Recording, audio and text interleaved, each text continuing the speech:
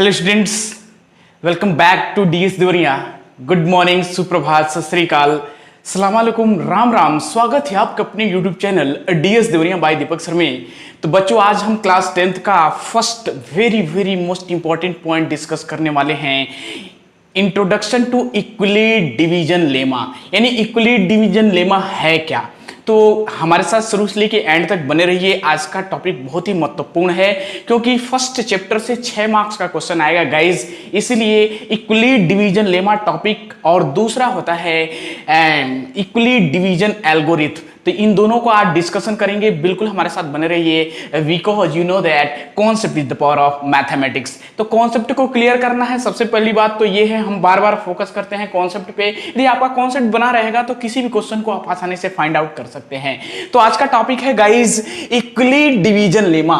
तो इक्विलिड division lemma है क्या, घबराना नहीं है, पीछे से आप पढ़ते आ रहे हो, बस उसका नाम चेंज कर दिया है। इक्विलिड एक मैथमेटिशियन है, मीन्स एक साइंटिस्ट है जिनका नाम इक्विलिड है। डिवीजन आपका भाग है, मीन्स डिवाइड करना है। और लेमा एक सेटअप है, यानी आपको एक सेटअप के थ्रू डिवीजन का भाग देना है विद हेल्प ऑफ इक्विलिड के थ्रू, यानी इसी को इक्विलिड डिवीजन लेमा कहते हैं। अब होता क्या है, लेमा किसे कहते हैं ये जानना बहुत जरूरी है।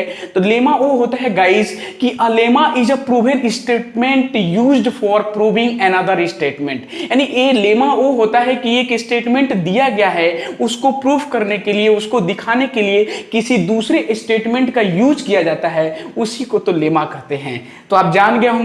तो आइए बात करते हैं इक्विलिड डिवीजन लेमा। इसमें होता क्या है कि if any two given positive integers a and b there exist unique integers q and r such that a is equal to bq plus r। यानी a और b दो आपके पॉजिटिव इंटीजर्स हैं। यहां से हम एक छोटा सा एग्जांपल के थ्रू चलते हैं कि a क्या कर रहा है, a और b दो पॉजिटिव इंटीजर है, यानी b a को जब डिवाइड करेगा गाइस, यही कहने का मतलब है, यहां पे डिवीजन से रिलेटेड है। बस वही बात है, बस घुमा के इसका नाम रख दिया गया है इक्विलिड डिवीजन लेमा, जो हम पीछे से डिवाइड हम करते आ रहे हैं। तो a कोई नंबर है, b भी कोई दूसरा पॉजिटिव नंबर है, b a को डिवाइड कर रहा है, यहां से b a को क्या कर रहा है, डिवाइड कर रहा है। तो आपको पता है कि जब डिवाइड करेगा तो दो कंडीशन और बनता है, जिसको हम unique integer q and r बोले हैं। तो हम कह रहे हैं कि ये q टाइम जा रहा है, तो यहाँ q टाइम कोई नंबर आएगा। अब इसमें से इसको क्या करते हैं, घटाते हैं, तो यहाँ पे क्या आता है, रिमाइंडर आता है कि नहीं आता है, या वो रिमाइंडर 0 भी हो सकता है। तो ये कंडीशन सेटअप हमको पढ़ना है इक्विलिड डिवीजन लेमा के अंदर। तो यहाँ से होता क्या है, a आपका पॉजिटिव इंटीजर है, b भी पॉजिटिव इंटीजर है, b a को डिवाइड कर रहा है, तो q प्लस r हो जाता है, जिसको हम लोग पढ़े हैं कि डिविडेंड इज इक्वल टू, ये क्या होता है, ये आपका डिविडेंड होता है, डिविडेंड होता है, इसको डिवाइजर कहते हैं, डिवाइजर कहते हैं। ये हमारा क्वेसेंट होता है, जिसको क्वेसेंट कहते हैं, और ये हमारा रिमाइंडर होता है। तो हम लोग पढ़े हैं ना, एक फॉर्मूला होता है कि dividend is equal to divisor into quotient plus remainder. तो वही चीज है कि a is equal to B Q plus R. अब इसमें इंपॉर्टेंट थिंग्स ये है गाइस, इसमें कंडीशन है कि where 0 is less than equal to r is less than b। यानी r की जो वैल्यू होगी, r का मतलब रिमाइंडर की वैल्यू होगी, या तो 0 हो जाए, नहीं तो 0 से बड़ा होगा लेकिन b से छोटा होगा गाइस, ये ध्यान रखना है। यानी जो रिमाइंडर की वैल्यू होगी या तो 0 हो सकती है या होगी, नहीं तो 0 से बड़ी होगी लेकिन b से छोटी होगी। तो ये कंडीशन याद रखिएगा, ये तो बहुत बार आपका एमसीक्यू में पूछा गया है। इक्विलिड डिवीजन लेमा का जो कंडीशन है उसमें दिया रहेगा, किसी में लेस देन इक्वल टू कर देगा, किसी में ग्रेटर देन इक्वल टू देगा। तो ये आपको याद रखना है, इक्विलिड डिवीजन लेमा का जो रीजन होता है 0 से बड़ा और उसके बराबर लेकिन b से छोटा होता है, उसी को बोलते हैं 0 is less than equal to r is less than b। Okay guys, तो क्लियर हो गया होगा। आइए एग्जांपल के थ्रू इसको हम डिस्कस करते हैं। हम कह रहे हैं यहां से कि हम डिवाइड कर रहे हैं, डिवाइड 117 बाई 14। ठीक है, अब 14 को हम 117 से डिवाइड करेंगे, तो यहाँ पे हम फेयर रफ कर रहे हैं, यहाँ से 14 से 117 को डिवाइड करोगे तो 14 का टेबल पढ़ोगे कि 117 कितने टाइम में आता है।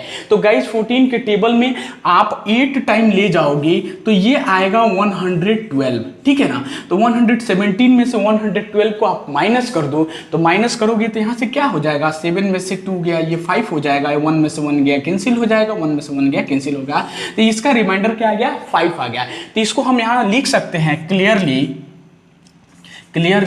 क्या हो जाएगा, इसके फॉर्म में लिखना है, a is equal to B Q plus are के फॉर्म में। तो यहाँ a का काम कौन कर रहा है, 17 कर रहा है, यानी 117 इज इक्वल टू b का काम कौन कर रहा है, 14 कर रहा है, 14 इंटू q का काम यहाँ पे 8 है और r हमारा क्या हो गया, 5 हो गया। तो ये 117 is equal to 14 into 8 plus 5, ये आपका इक्विलिब्रियम डिवीजन लेमा का एग्जाम्पल हो गया। तो ये कुछ है नहीं, ये एक सेटअप है डिवाइड का, उसी को इक्विलिब्रियम डिवीजन लेमा कहते हैं। तो आई होप स्टूडेंट, मैं आशा करता हूं कि ये टॉपिक्स आपको अच्छे से क्लियर हो गया होगा। इसे पोज करके स्क्रीनशॉट लीजिए, अच्छे से नोट सुनिए, प्रैक्टिस करिए, क्योंकि आप जानते हैं concept is the power of mathematics. Math में कॉन्सेप्ट क्लियर रहेगा, आप सभी क्वेश्चन को आसानी से फाइंड आउट कर सकते हैं। अधिक से अधिक फ्रेंड्स और स्टूडेंट में शेयर कर दीजिए, बता दीजिए कि डीएस देवरिया क्लास 10th के सभी वीडियोस को प्रोवाइड कर दे रहे हैं, अब बनाना स्टार्ट कर दिए हैं। नोटिफिकेशन ऑल पर क्लिक करके हमारे वीडियोस को सबसे पहले देख सकते हैं। अब आइए बात करते हैं इक्विलिब्रियम डिवीजन एल्गोरिथम का।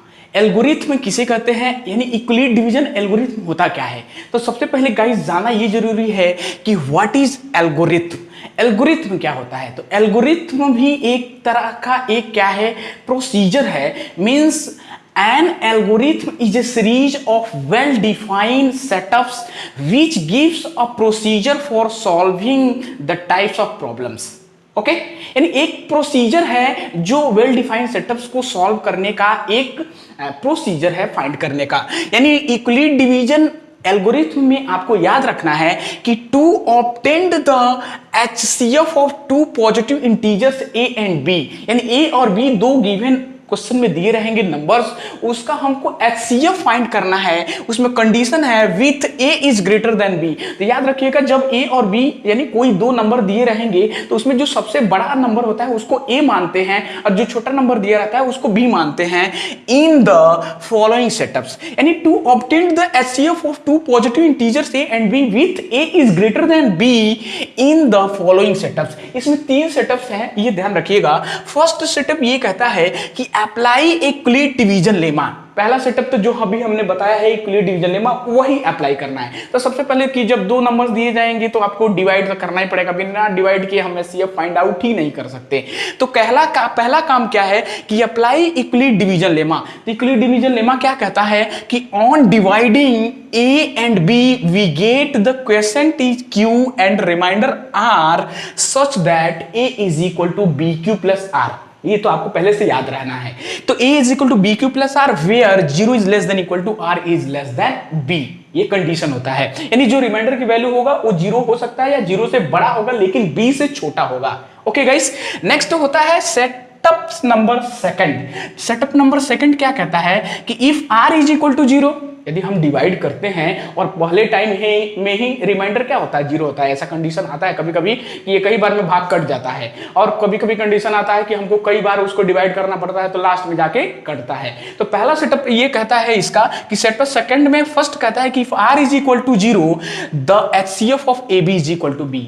ठीक है ना, यानी जब a और b का जब ही डिवाइड करते हो, एक एग्जांपल के थ्रू देखो, जैसे आप देखो 6 कोई नंबर है और यहां से 2 डिवाइड कर रहा है, तो 2 से 6 में आप डिवाइड करोगे ऐसे, तो क्या हो जाएगा, 2 3 जा 6 जाएगा, यानी 6 3 टाइम में आ रहा है, ये माइनस कर दिया तो ये 0 आ गया, तो रिमाइंडर की वैल्यू क्या हो गई, 0 हो गई। तब यहां से कहेंगे कि 6 और 2 का जो HCF होगा वो क्या हो जाएगा, 2 हो जाएगा, यानी यही b है। तो कहा जाता है कि if r is equal to 0 the HCF of AB is equal to b। First step में बोला जाता है, ये ध्यान रखिएगा, HCF of AB is equal to b होता है।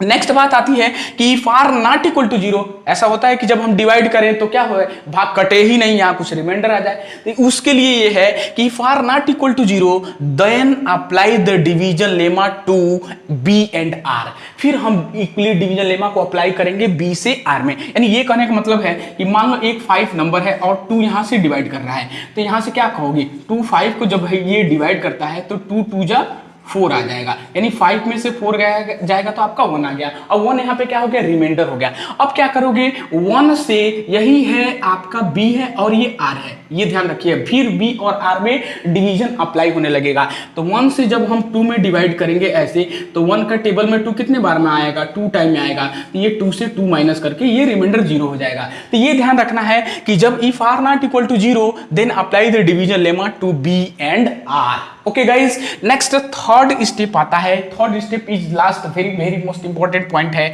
कहता है कि continue the process till the remainder is 0। इस प्रोसेस को, इस भाग के मेथड को आपको जारी रखना है। कब तक जारी रखना है, जब तक कि रिमाइंडर क्या कर दे, 0 ना कर दे। तो यहां से जब 2 से 5 को डिवाइड कर रहे हो तो रिमाइंडर 1 आ जा रहा है, फिर 1 और ये 2 में डिवाइड करना है, यानी ये b और r का कंडीशन अप्लाई करना है, यानी फिर ये r से b को डिवाइड करेगा, यानी 1 से 2 को डिवाइड करेगा जब तक कि रिमाइंडर इसका 0 ना आ जाए। तो थर्ड प्रोसेस कहता है कि continue the process till the remainder is 0 the last divisor with the required HCF. तो जो लास्ट वाला नंबर जो डिवाइड करेगा वही उस पूरे सीरीज का एचसीएफ होगा। तो गाइज इसे हम इक्वली डिवीजन एल्गोरिथम कहते हैं। तो ये 3 स्टेप्स में काम करता है। तो आई होप स्टूडेंट, मैं आशा करता हूं कि ये आपको क्लियर हो गया होगा। तो इसे पोज करके स्क्रीनशॉट लीजिए, अच्छे से नोट बनाइए, प्रैक्टिस करिए, अधिक से अधिक कंप्लीट वीडियोस को वॉच करिए, शेयर कर दीजिए सभी दोस्तों। अब आइए एक एग्जांपल के थ्रू समझते हैं कैसे इक्वली डिवीजन एल्गोरिथम और